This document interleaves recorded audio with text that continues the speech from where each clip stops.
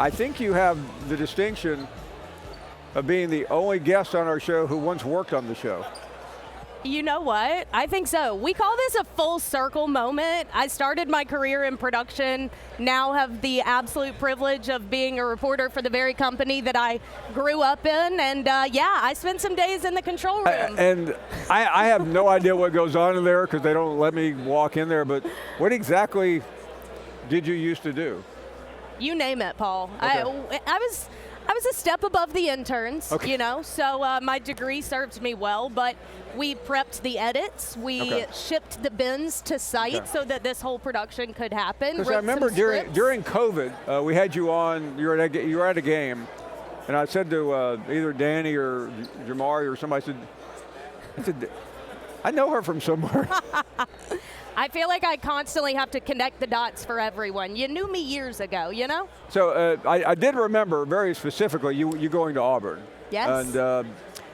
And so I'm just, because there's so many, I don't talk to that, but I mean, they usually talk to the successful people, the women on the network. The young ladies come up and they'll ask, how do I get into this business? I'm curious, how did it all happen for you? Because you usually there's a route, but you took a very circuitous one. You know as well as anybody, Paul, this business and this industry is drastically changing very rapidly. And I graduated from Auburn the same year that the SEC Network launched. Right. So there were a lot of opportunities in the Charlotte office. So I was lucky enough to get that job in production right out of Auburn. Auburn prepared me very well for this industry. You know I got to say that. And after about 4 years of working my way up on the production side, I transitioned into a reporter role. And this was my 6th season on the sidelines for college football, and it's been an incredible ride. For those who are, I mean, because I get this question, but I really don't know how to answer young people. Because when we're on campuses every week, a lot of them, it sounds like my age here, they just want to start at ESPN. It's not that easy. Not quite. You did, but most don't. Some people hear my story, and it's so funny when I think back on it. It really was a shorter amount of time, but when you're in it, you feel like years and years and years of your life have gone by. But it is an industry that everyone's path is different. No one's looks the same anymore. So patience is important, but also assertiveness, I think, serves everyone well. So yeah, and I mean, there's somebody that's very actually it's Cole Cubic. Yeah. I was thinking he could not get an interview with the main person for our operation at the beginning or whenever it was. And he called me one day, and I said, here's what I think you ought to do, because I did this once in the newspaper business. I said, just call her up and say, you will come up, you'll pay your own way, and would she see you? And he did, and he got the job.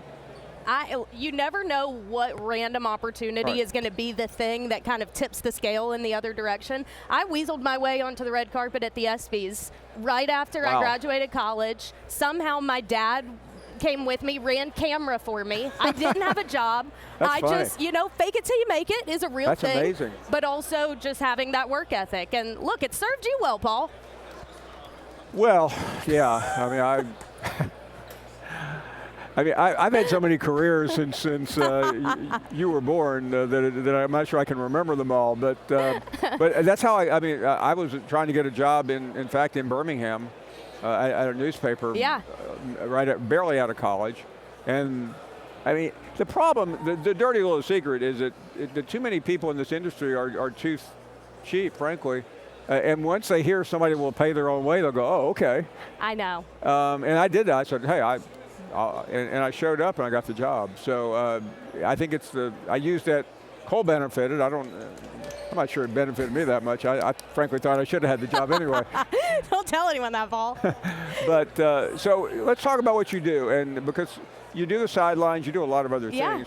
But that's always really intriguing to me because you don't know the temperament. You have to kind of do it on the fly. So take us through a day of the game and what you do and how you do it? Oh, man. Every day feels different, and I think that's what I love about this job and this industry. It's not as predictable. But for a football game, for instance, the week leading up to it is so important, all the conversations you're having, coaches' calls, what have you. But the day of the game, you know, you're the eyes and ears. We have so many incredibly talented people up in the booth that are calling the X's and O's, but they don't get the same access that I do. Down on the field, behind the bench, really getting a full understanding of what the team's going through, changes that are happening, the environment. So I'm the eyes and ears. Sometimes it feels like acceptable stalking in a way, because I'm constantly roaming behind the bench or eavesdropping on conversations. Occasionally, coaches left that one. But ultimately, it's just to try and provide the access. You're the liaison for the viewer and the field, and it's something I take a lot of pride in, honestly. I've always wondered, because I mean, I do a show on Saturday morning. It's on for 2 hours, and and we're under some cover. I mean, when you look at the forecast and you see cold, rain, or 99-degree heat. Yeah. I mean, that has to play into the equation, doesn't it? It plays into my outfit choices, I'll tell you that much. Of course. That's where I was going without going there. Yes. Well, as an Alabama homegrown person, I am acclimated to the heat. Right. Not a problem. The cold and I are not friends. Right. I called an FCS semifinal game in South Dakota, in Brookings, South Dakota. Sure. It was on record the coldest game that has ever been broadcasted on ESPN. So I like to think I've paid my dues. I think the Fargo Dome is much more manageable. So yes, when you look at the forecast and you see the rain or the cold, that's when you really start to reconsider. I mean, when we travel in the fall, if it gets below 60, they know to start bringing me blankets.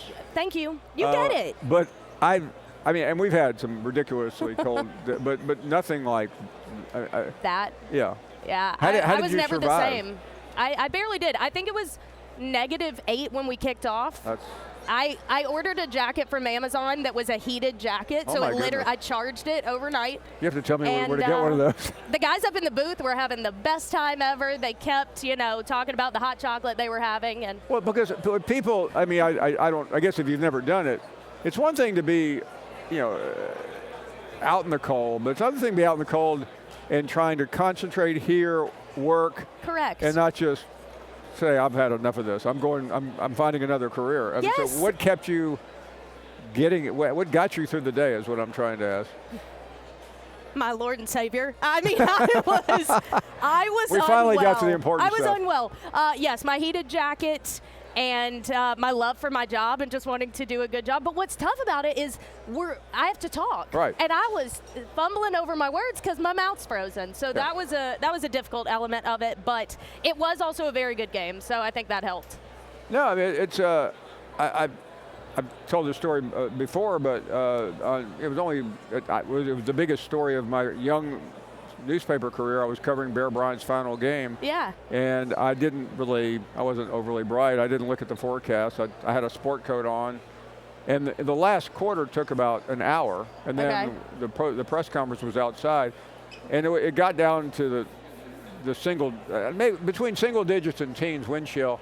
And my hands were so cold that when I got up to write my story, I couldn't move my hands. Oh my gosh! And it was an incredibly late deadline, and they were waiting for it.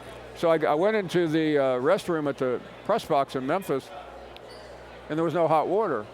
So I literally had to wait 15 minutes before I had any use of. I mean, I would think it would be hard for you in 25 or 30 degrees below that. Yeah, and that's your moneymakers. And nobody saw me either. Nobody had to look at me. I was bundled. What's rain like? Rain is tough. If any reporters out there, you got to laminate your notes. Okay. If you just have sheets of paper, you'll learn that one the hard way. Rain is not your friend. But I had a game at South Carolina this past season that was sideways, kind of misting rain. That's almost worse than just a downpour, You just commit to it at that point. I don't know. I find all this interesting. I don't know. But I'm glad you do, Paul. Because, I mean, you just can't show up. I mean, there's so many different aspects. And then I did sidelines once. Oh, yeah? How'd it go? It was a disaster. Somebody, I can't remember, it was an SEC Network game at South Carolina.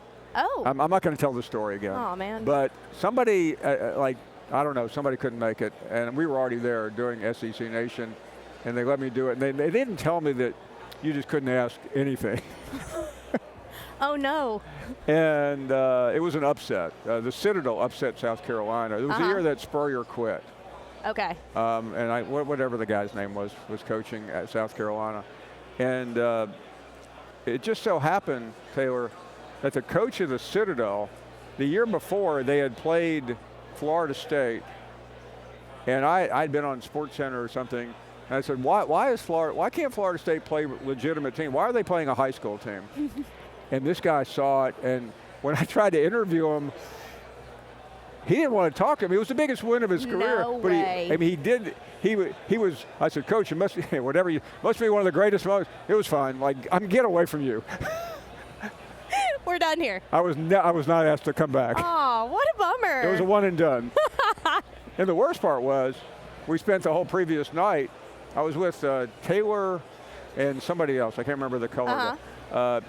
And we had, as you do, all this filler for a blowout, and then it was like a 30 Of course. That's always how it goes. Yeah. It's the little things. So what's next for you this week as you work? Yeah, we're doing some super exciting stuff here at the tournament. We're bringing a lot of behind-the-scenes content to our digital platforms. You can check all of it out at secsports.com. We're kind of showing you a peek behind the curtain a little bit. There's a lot of action going on. I'm sure you can tell, obviously, on this show, but even our studio sets downstairs and a lot of cool stuff. And we've got the SEC Gymnastics Championship next weekend as well in New Orleans, and I'll be sidelines for that as well. Wow. Busy time. That sounds like fun.